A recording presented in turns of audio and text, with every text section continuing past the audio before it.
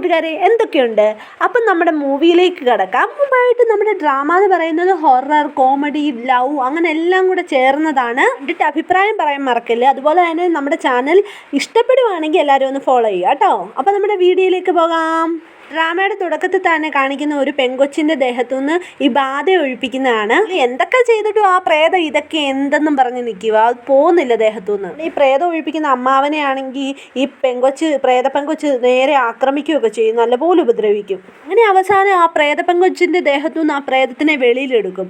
അങ്ങനെ എങ്ങനെയൊക്കെയോ കഷ്ടപ്പെട്ട് ആ അപ്പച്ചനാണെങ്കിൽ അതിനെ നശിപ്പിച്ച് കളയും. കാരണം നമ്മുടെ അപ്പച്ചന് വയ്യാതായിട്ട് ബ്ലഡൊക്കെ ഛർദ്ദിച്ച് അവിടോട്ട് അങ്ങ് വീഴും. അങ്ങനെ രാത്രി ആയി കഴിയുമ്പോൾ അമ്മച്ചി ചോദിക്കും ഇപ്പം എങ്ങനെയുണ്ടെന്ന്. അപ്പോഴും അപ്പച്ചൻ പറയുന്നത് ആ കൊച്ചിന് എങ്ങനെയുണ്ടെന്നാണ് ചോദിക്കുന്നത്. എല്ലാവരും അപ്പച്ചനോട് നന്ദി പറയാൻ പറഞ്ഞു. അതൊന്നും സാരമില്ല, ഇനി ആരെയും രക്ഷിക്കാനുള്ള അവസരം എനിക്കില്ല, കാരണം എൻ്റെ സമയം അവസാനിക്കാറായി. ഇനി അതൊന്നും എന്നോടും അല്ല പറയാനുള്ളത്, ആ വലിയ മനുഷ്യനില്ലേ ജനറൽ, അദ്ദേഹത്തിനോടാ.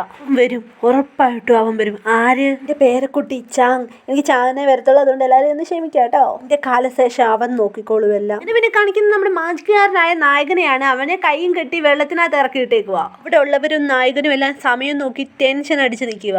അങ്ങനെ അവിടെ നിൽക്കുന്ന പെണ്ണിന്റെ ഹെയർ ക്ലിപ്പ് ഊരി പറന്ന് ചെന്നാൽ ലോക്കങ്ങൂരി നമ്മുടെ നായകൻ മാസമായിട്ട് അതിൻ്റെ അകത്തുനിന്ന് ചാടി വരും. നമ്മുടെ നായകനെ എല്ലാവരും പുകഴ്ത്തി നിൽക്കുമ്പോഴത്തേക്ക് നമ്മുടെ നായകൻ ആരാധകരെ ശാന്തരാകുവിൻ, നിങ്ങളിത് വിശ്വസിക്കുന്നുണ്ടോ? വെള്ളത്തിൽ നിന്ന് കെട്ടായി ചിറങ്ങി വന്നത്.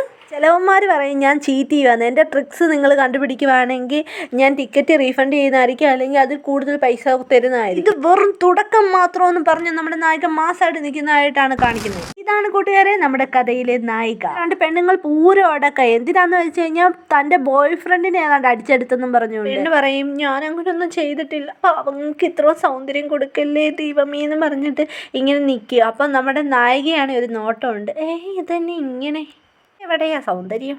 മറ്റവളാണെങ്കിൽ അവിടെ ഇരുന്ന് വെള്ളം എടുത്ത് ഇവളുടെ മുഖത്തോട്ട് ഒഴിക്കാൻ വരുമ്പോൾ അത് നേരെ ചെല്ലുന്നത് നമ്മുടെ നായികയുടെ മുഖത്ത്. ഇവനേ കൺട്രോൾ കയറണേ, എനിക്ക് എന്തിൻ്റെ കേടായിരുന്നു. സ്റ്റോപ്പ്! മര്യാദയ്ക്ക് എല്ലാം നിന്നില്ലെങ്കിൽ വിലങ്ങ് വെച്ച് അങ്ങ് കൊണ്ടുപോകും. സമാധാനത്തിൻ്റെ വെള്ളരിപ്രാവുകളായിരുന്നു അവിടെ വീഴുന്നത്.